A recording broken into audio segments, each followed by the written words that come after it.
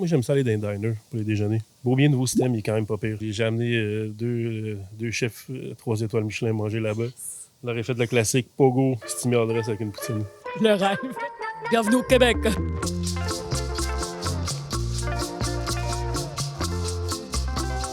Là, t'as eu une étoile Michelin. C'est malade, bravo. Je veux savoir, mettons entre toi et moi, personne d'autre, qu'est-ce que ça a changé concrètement? Ben, c'est sûr que ça a été une grosse fierté pour toute l'équipe. C'est une grosse tape dans le dos à tout le monde qui travaille fort ici. Et au niveau des réservations, ça l'a un petit peu explosé. Le restaurant a toujours bien roulé. C'est juste que là, on dirait que ça a sécurisé un roulement un peu plus d'avance. La business va bien. La business va très bien, mais on n'a pas changé notre modèle, par contre. On s'est pas mis à faire plus de monde, on n'a pas essayé d'ouvrir autre chose. On essaie vraiment de rester fidèle à ce qu'on fait et de se concentrer là-dessus. Mais t'as-tu peur que, à cause de la pression, ça freine un peu ta liberté ou que ça te mette des bâtons dans les roues?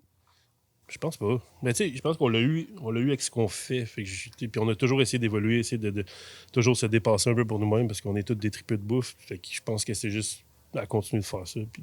La ville où on mange le mieux au Québec, à part à Montréal. Québec. Oui, eux, ils ont été garnis là, au niveau des étoiles. Dans quelle ville on mange le mieux à travers le monde, selon toi? Je pense Paris. Mettons, je me dis que j'ai un 4-5 jours de lousse un moment donné, puis j'ai une place où aller manger. Je pense que je me pète un trip à Paris. Un moment donné. On espère se voir 4-5 jours de lousse. On te le souhaite. Un jour, peut-être. T'as-tu mangé dans beaucoup de restaurants étoilés dans le monde, toi? J'ai eu la chance d'en faire quelques-uns. C'est un restaurant qui n'existe plus, mais chez Corton à New York. C'était Paul Liebrandt, le chef. C'était extraordinaire ce qu'il faisait là-bas. C'était comme une purée de chou-fleur, une gelée d'algues, puis une langue d'oursin.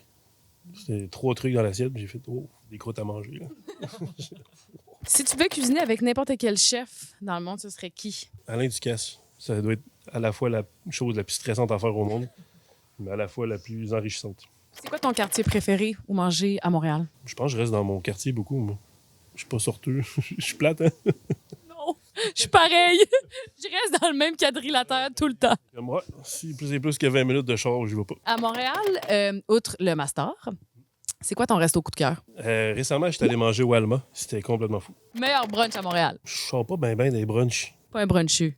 Non. Peut-être meilleur resto pour aller en famille, genre? Je sais pas si c'est un restaurant familial, mais on se ramasse tout le temps là en famille. Le Petit Alep, c'est un de mes restos préférés à Montréal. Meilleur resto à Montréal pour aller en date. Il y en a un, j'aimerais essayer, là, mais j'ai pas eu la chance encore. Parapluie, j'ai l'impression que c'est une belle place. J'essaie d'avoir une réservation. Fait que si tu entends ça. Robin, meilleur resto français à Montréal. Je l'ai pas essayé encore, mais j'ai comme. Je suis sûr que c'est malade au Renoir avec Olivier Perret. Ils ont pas aussi des fous brunch, apparemment, là? Apparemment que c'est fou, là, avec pâte en croûte tout ce soir. Ouais. Le Méac ou l'Express? Wow. Ça, c'est chiant. Tu peux pas me faire ça. Je m'attirais des ennemis. Un plat qui sera jamais au menu de ton restaurant. Tu vas-tu nous faire un pâté chinois fancy? Non. There you go. On va pas revisiter des affaires qui devraient pas être revisitées. Ouais, moi, la revisite, là, ça m'énerve. On peut modifier des affaires, mais il y a des classiques que je pense qu'on n'a pas le droit de toucher.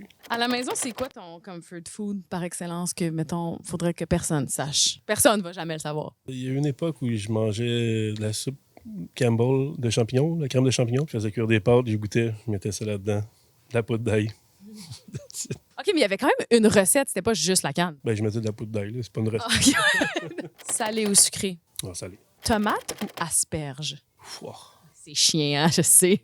Quand je l'ai écrit, j'étais comme oh. Pas un fan de tomates en général. Hein. Manger des tomates crues comme ça, c'est pas mon truc préféré. Mais tout ce qui découle de la tomate est le fun. Je pense que je vais aller avec la tomate. Meilleur burger? J'aime beaucoup l'hamburger sur Saint-Zotique.